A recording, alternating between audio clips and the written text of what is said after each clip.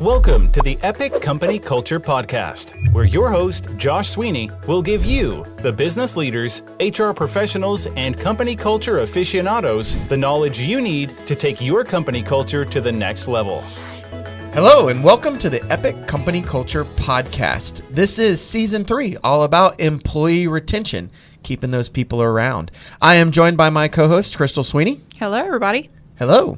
Before we get started, I would like to thank Prototype Prime for this amazing podcasting room. The topic of this episode is the power of the question. So, every day on our Slack channel, we like to make sure that we're really driving the camaraderie of the team. We have local people, we have remote people, people across the world, and we want all of them to make sure that they're building relationships. I've talked about this in the past, especially with remote employees where, if you're not building relationships with a remote employee, it's really easy for them to switch jobs, right? They don't have to leave their house. They don't have to switch computers. There's no switching cost. So it's crucially important to build that camaraderie, and you get to learn a lot about your people and have a lot of fun. So in order to do that, we have a Slack channel called Random. And on that Random channel, Crystal poses a question of the day. So tell us a little bit about the question of the day. Yeah. So I think it's become my most favorite part of the day, simply because it's a challenge to think of a question every single day. I mean, I've been doing this for a couple months now. I just thought you were looking them up and had a list. Sometimes I do. Sometimes I do, and sometimes it's inspired by something that we've got going on. I think I asked one yesterday that was, I was brainstorming on some items about this podcast, and so I just hey, everybody, what's your answer? But so I think it gives us the opportunity to kind of check out for a minute. A lot of the things that we're doing sometimes is just a lot of heads down, looking at computers, doing documents, editing videos and things like that. And so it gives people an opportunity to take a minute, take a break from the thought process and to think about themselves for a minute, and also to share. So, I even think there was one point in time I had a training session I was in, and I Slacked from my phone. I said, "Hey guys, I'm not going to be on, our Scrum meeting this morning. I'm going to be in training all day long." And I think somebody was like, "Oh no, who's gonna do the question of the day?" It's my highlight of my day. So, it really brought home, that what we were doing was making an impact. Yeah, and I know when we look at personalities of people, there's definitely the goal-oriented, which is a lot more heads-down kind of style, and then there's relationship-driven, and it gives a good outlet for all the relationship-driven people to be able to get that communication that they really need in their office environment, especially again with remote employees or different departments which may not always connect, as well as pull some of those other people that would overwork themselves maybe into the conversation and get them to share and get to build some rapport and some trust with them. Well, it's making it's making them a little bit more comfortable. The more that they interact with the team, then that's the more comfortable that they're going to feel because you're getting to know each other. And I can say when I ask a question, I could almost tell you how each one of our employees are going to answer because their personalities show in their answering. We've got several on our team that are not even, in the same country that we are, but I can almost guarantee you that one of them is going to be super funny in the answer. The other one's going to be kind of have a little bit more of a romantic flair in the answers. And, and there are obviously, the answers that are in between, but their personalities absolutely show. And this is we're not talking to each other face to face. We're not looking at each other on a camera.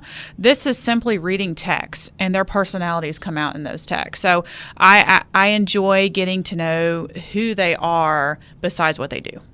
Yeah, definitely. And there's all kinds of ways this comes out with the different questions that they're asking. So we're understanding, their favorite hobbies. We're understanding different habits, their joys, their sorrows, what's going on in their life, all through, this random question of the day. So it's an amazing way to get to understand everybody. Well, and what it's actually done is it has created sort of a comfort zone with the employees. So, if somebody is struggling in, struggling with work or struggling outside of work. I mean, we have had where they've reached out and said, "Hey guys, I have this dilemma," and they're comfortable enough to reach out to the team, and that's what we're looking for. We're looking for that bond and that trust that we've built. So, and then absolutely, I mean, we've discovered the things that they like to do outside of the office. If they need a break, what is it that they do? And I think one of them plays with Legos, with some little fight. What was it? It was a fighting little Lego robotics thing. I don't remember. You don't remember that? Yeah. Anyway. I remember talking about playing with Legos. I don't remember what it was. Yeah. So, and one of them loves doing, photographs food. And so there are things that you get to know somebody. And I enjoy that. Like I want to know the people, I want to know who they are. I want to like, dig deep and do that deep dive into, who are you really? You're not defined by your work. Who are you really? So, I mean, I think it's powerful. Yeah. So with that, what was your most memorable question of the day, or your favorite question of the day that you've had? Yes. So, there's been so many that we have laughed about. But I have to say the one that I actually shared it with you because I think you were out that day, but it was, what was the weirdest thing that you've ever eaten? And, for us, I mean, it's thinking back and it's like, well, what is the weirdest? I mean, we eat sushi, we eat eel, and it's like, surely it can't be that crazy. Well, when you have people in the Philippines as part of your team, they're like, well, what? Yeah, well, it was the question. Then there was like, they asked me a question. Well, define weird. Like what is weird? And do you remember what the weirdest thing was?